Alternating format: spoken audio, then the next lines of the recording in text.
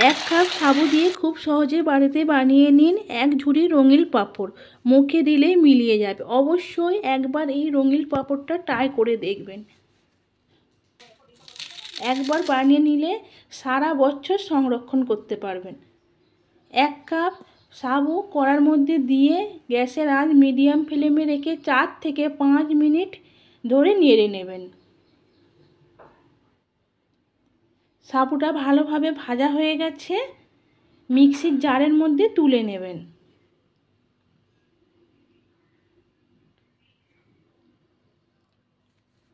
ঢাকনা বন্ধ করে মিহি একটা পাউডার বানিয়ে নেবেন। মিহি পাউডার বানানো হয়ে গেছে। কড়ার মধ্যে একটা ছাঁকনি দিয়ে দেবেন। ভালোভাবে সাবুদানার মিশ্রণটা চেলে নেবেন।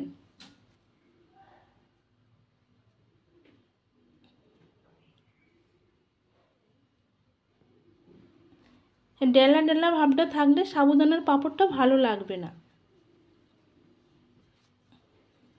আমি এই কাপেরই মাপ নিয়ে 7 কাপ জল দিয়ে দেব।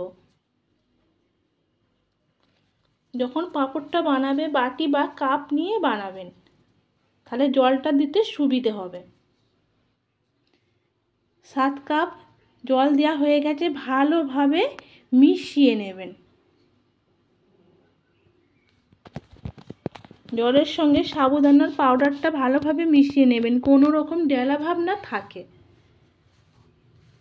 পরিমাণ মতন লবণ দিয়ে দেবেন। গ্যাসের আঁচ মিডিয়াম ফ্লেমে রেখে 10 থেকে 12 মিনিট সময় নিয়ে নেড়ে নেবেন। অনবরত নাড়তে থাকবেন, নালে নিচে বসে যেতে পারে।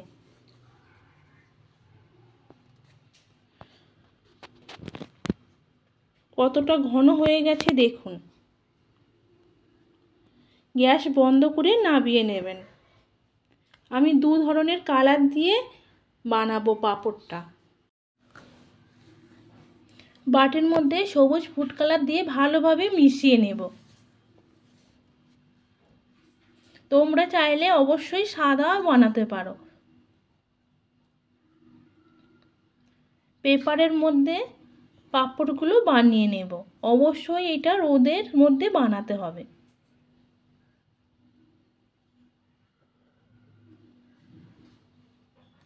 আমি মিডিয়াম সাইজের পাঁপড়গুলো বানাচ্ছি, তোমরা এর থেকে বড়ও বানাতে পারো, ছোটও বানাতে পারো।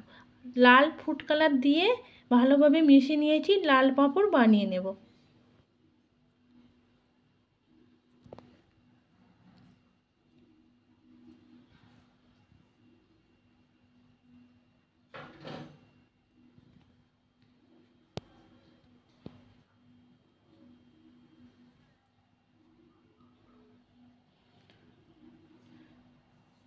সব পাঁপড়গুলো দেখুন বানানো হয়ে গেছে।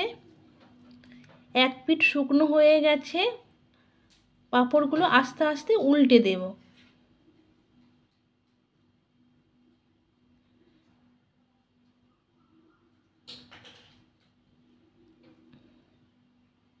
সব পাঁপড়গুলোই একটা একটা করে উল্টে দেবেন।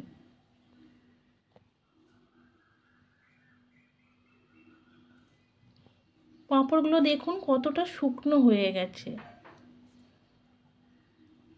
তেলের মধ্যে ভেজে তোমাদের দিকে দেখাচ্ছি। রেডি হয়ে গেছে সাবুর পাঁপড়। অবশ্যই একবার ট্রাই করে দেখবেন। যদি ভালো লাগে অবশ্যই জানাবেন।